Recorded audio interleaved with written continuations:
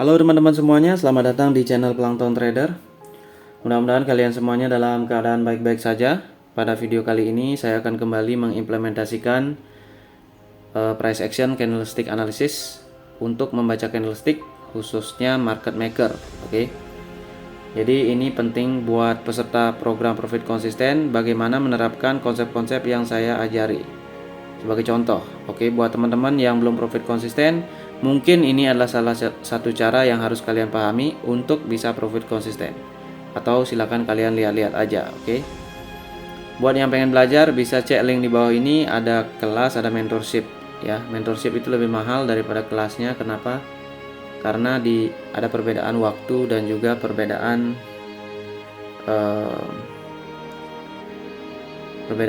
fitur ya. Artinya di sana saya harus ikut hasil trading kalian dalam mentoring. Oke, itu buat informasi aja dan sekarang kita lanjut ke market. Oke, Euro USD 1 menit.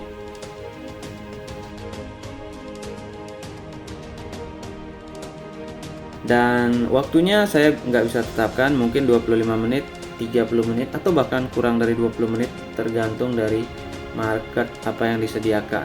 Oke. Tapi maksimal ya 30 menit ya, nggak boleh lebih untuk analisis.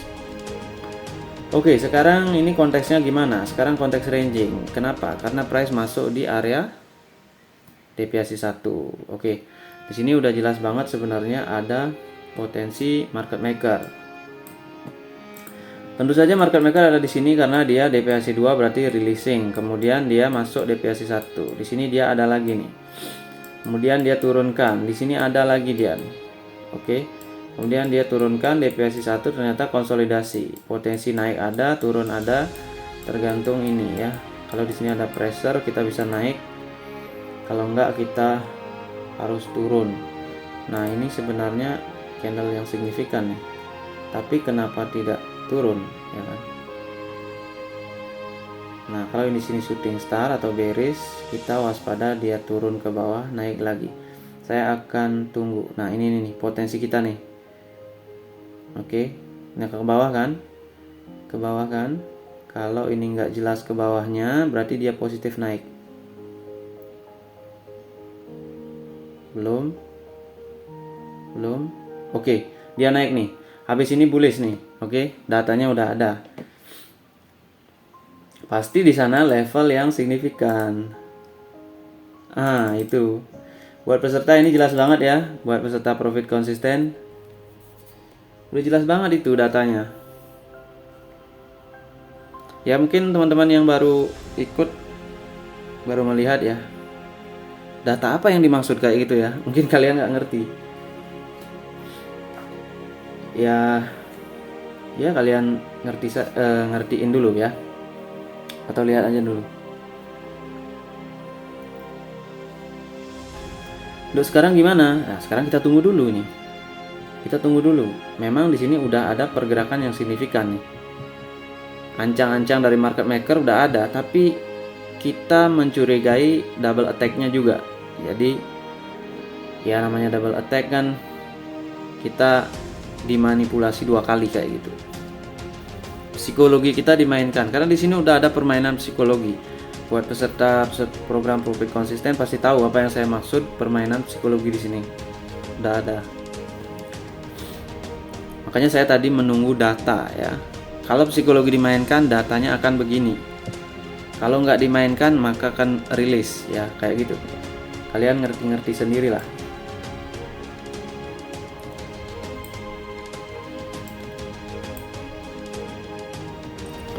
Oke, mungkin kita tandai dulu level-level yang lain ya. Level ini sebenarnya imajinasi ya, karena kita harus ada di sana untuk memantau di break apa enggak gitu.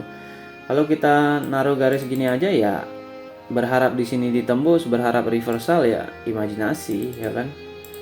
Imajinasi ya 50-50. Oke, kalau ini memang adalah releasing dari market maker, maka di sini ini deviasi 1 akan reject terus. Oke. Itu hal yang harus terjadi.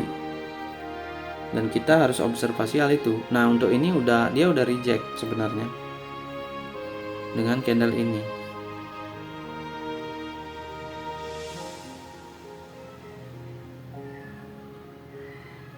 Tapi dari persepsi 3 candle ya, ini kan bullish hammer. Tapi kenapa di duanya belum sampai nembak ya, padahal 20 EMA dekat banget tuh. Nah, itu keraguan saya juga di sana untuk mengatakan bahwa ini akan ke atas. Kayak gitu. Jadi di sini saya tunggu dulu. Karena dia bisa ke bawah juga tuh.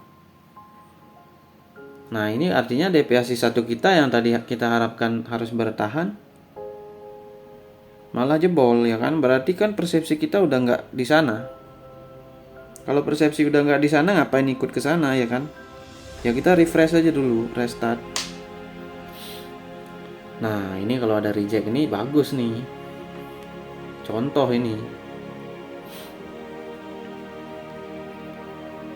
karena ada deviasi 1, ada level di bawahnya. Nah ini konsolidasi udah jelas nih, jadi di sini pasti dimainkan lagi, tunggu aja dulu.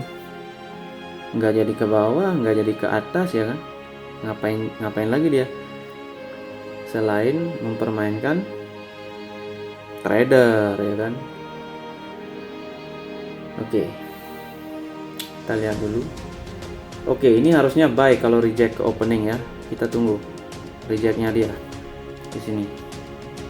Kalau kalau jebol ke bawah jangan, artinya data harus ada nih karena deviasi 1 nih. Bahkan ini nggak ngelewati openingnya, berarti kita belum bisa bertindak. Kalau kayak gini tunggu aja.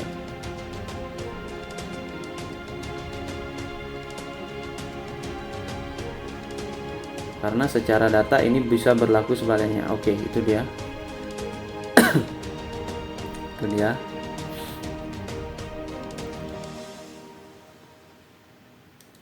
Tapi tergantung platform ya. Platform kalian di mana trading. Nah, itu dia tuh. Saya kan tadi nunggu. Wajib menunggu dia ke atas itu. Jadi ini tergantung sekarang platform kalian di mana trading, ya kan? Kalau platform kalian di 1 menit ya tunggu expiry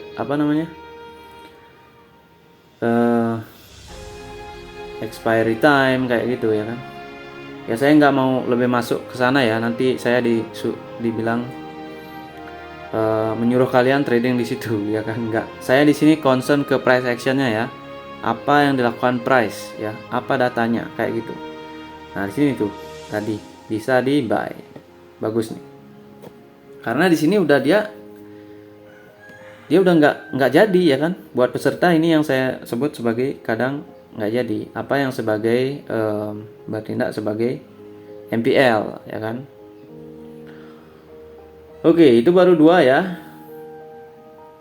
Nih sama tadi di sini. Nah sekarang kita tunggu nih, kita jangan sembarangan buy di sini ya, sebelum kita melihat sesuatu di sini, karena ini sedang turun nih. EMA besar ini sedang menekan kita nih. Oke. Nah, berarti ini kalau ini udah dijebol, berarti ini khawatirnya releasing ya kan? Karena di sini potensi dari market maker. Nah, kita lihat di sini. Candlenya bearish hammer nggak? Siapa tahu bearish hammer di sini. Bearish hammer pun kita harus nunggu data. Oke, dia jebol.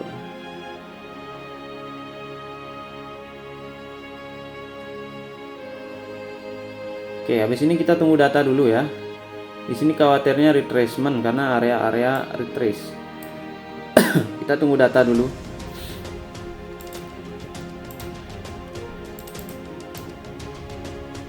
Oke.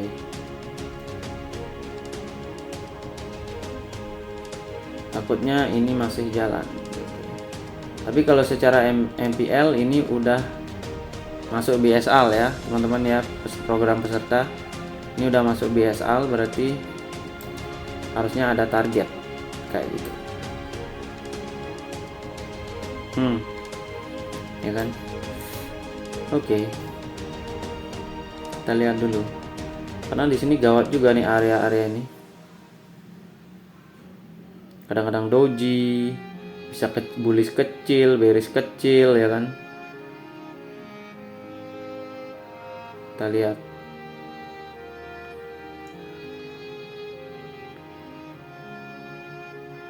Nah, kalau ini bearish besar ya udah kita harus nunggu ya. Karena di sini kita berharap bullish ada retrace tapi nggak ada, yang ada malah breakout. Kenapa ini terjadi breakout besar ya? Karena di sini ini tadi saya bilang market maker tuh udah dari sini dan dia menggunakan prinsip double attack. Nah, di sini buat teman-teman peserta ini prinsip double attack ya. Jadi jangan sembarangan buy di sini. Double attack biasanya sejalan dengan major downtrend. Kita ada di minornya. Oke, dan minor hanya ada di ranging. Dan di sini bukan ranging sekarang kayak gitu.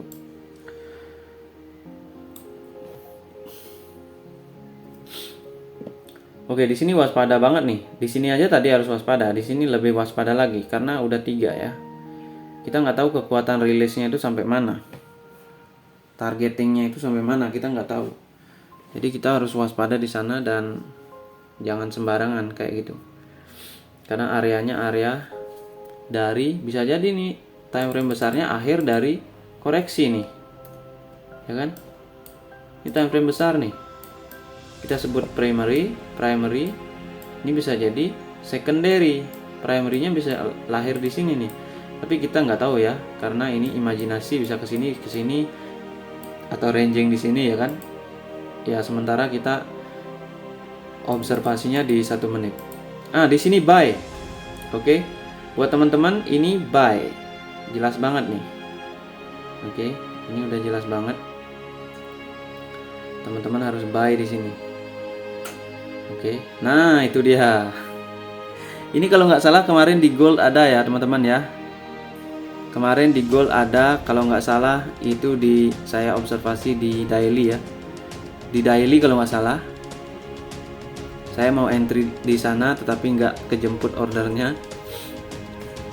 Oke, buy kan? Nah, ini permainan apa? Psikologi. Buat peserta program profit konsisten pasti tahu ya. Ini udah yakin banget nih tadi saya buy. Oke, kalau ini bullish kecil, selanjutnya yang besar. Di sini yang besar. Oke. Ternyata dia main lagi 1 ya, ranging. Nah, ini besar nih sekarang. Kalau nggak tadi. Oke, nah di sini bullish nih. Sini bullish. Nah, ini dia. Ini udah otomatis besar. Harus. Kenapa dia bisa turun kayak gini? Karena low volume, ya kan? Low volume ini waspada banget nih.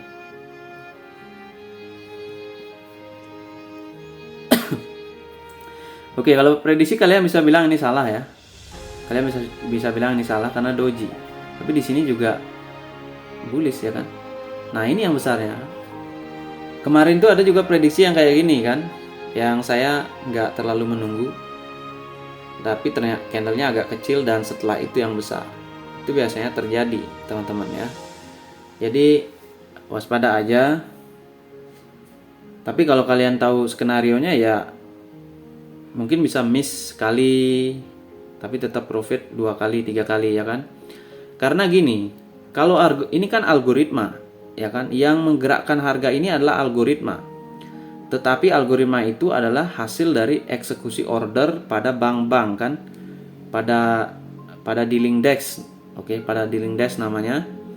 Dan ini di seluruh dunia ya kan, seluruh dunia.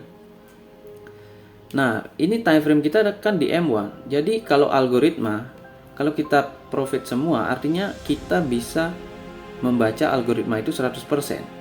Dan itu kan istilah kata mustahil ya kan. Mungkin kita akan sampai di 80%. Jadi beberapa trade mungkin kita akan loss juga kayak gitu.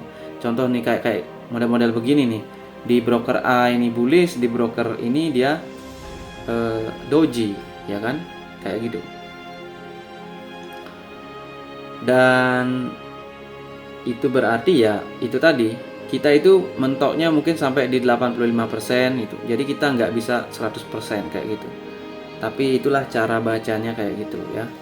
Untuk 80% sendiri itu udah profit konsisten masuk ya. Masuk profit konsisten. Mungkin kalau saya sendiri baru sampai di 70 mungkin ya. Karena ya untuk 100% ini harus memang masih belajar lagi. Saya pun di sini masih belajar lagi kan, bagaimana membaca dari candlestick. Oke, kayak gitu ya teman-teman ya. Jadi itulah entry-nya. Kalau bisa dibilang tadi saya melakukan di sini, kemudian di mana lagi saya tadi entry ya, di sini saya ingat analisanya, dan di sini. Oke. 1 2 3 4. Oke. Kayak gitu. 4 kali entry analisis. Di sini tadi harusnya yakin, cuma karena level. Kenapa di sini bisa besar ya? Karena ini peserta program udah tahu ya konsep dari BSR, dan time frame besarnya dalam kondisi kemungkinan ini primary, dan dia bisa naik lagi. Kita naiknya sampai kemana ya kita nggak tahu, karena harus diobservasi. Itulah kalau nggak diobservasi itu lebih ke mengandalkan probabilitas rasio ya kan, untuk bisa profit konsisten. Mengandalkan probabilitas dari risk reward maksud saya ya, kalau untuk di forex. Kalau untuk di platform lain ya nggak ada risk reward ya kan, karena risk rewardnya pasti buruk. Oke teman-teman, itu dia pembahasan kali ini, dan mudah-mudahan ada manfaatnya buat teman-teman ya. Terima kasih, salam trader.